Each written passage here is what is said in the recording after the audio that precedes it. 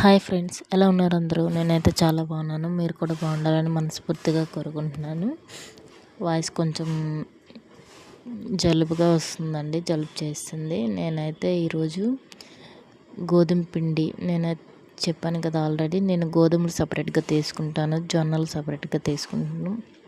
Next రాగులు, next popcorn ఉంటుంది కదా మొక్కజొన్న, అది కూడా వేసేసి కలిపేసి ఆడిస్తానండి పిండి. ఆ పిండిని అనేది నేను ఇప్పుడైతే దోశలాగండి, అందులో ఉల్లిపాయలు, పచ్చిమిర్చి, కారం, నెక్స్ట్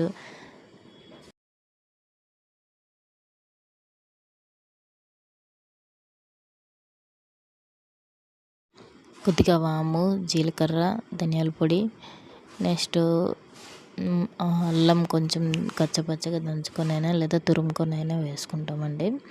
అంటే జీర్ణంకి రావడానికి. కొత్తిమీర ఆప్షనల్, మీ ఆప్షనల్. కొత్తిమీర వేసుకుంటే వేసుకోవచ్చు, లేదా నేనైతే కొత్తిమీర వేయట్లేదు. ఇవన్నీ వేసుకుని బాగా కలిపి పెట్టుకొని, వాటర్ వేస్తూ కొద్ది కొద్దిగా కలుపుతూ పెట్టుకొని, దీన్నైతే నేను ఒక అరగంట సేపు అయితే నానబెట్టిన తర్వాత దోసపెనం ఉంటుంది కదండి, దోసపెనం తీసుకొని దానికైతే కొంచెంగా స్టవ్ మీద పెట్టుకొని కొద్దిగా నెయ్యి వేసేసి వేడి చేసి నెయ్యి అయితే వేసుకున్నానండి. నెయ్యి వేసుకున్న తర్వాత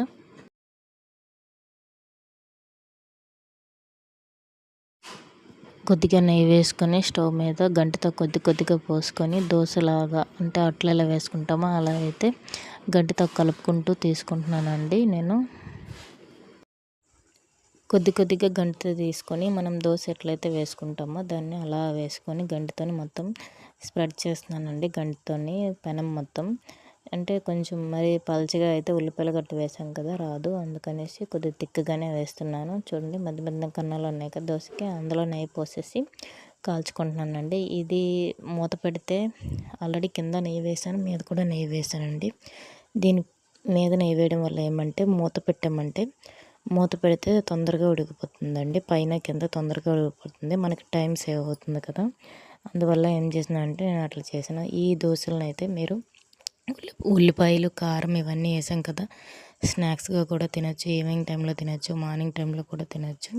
హెల్దీ అండి ఇవి చాలా.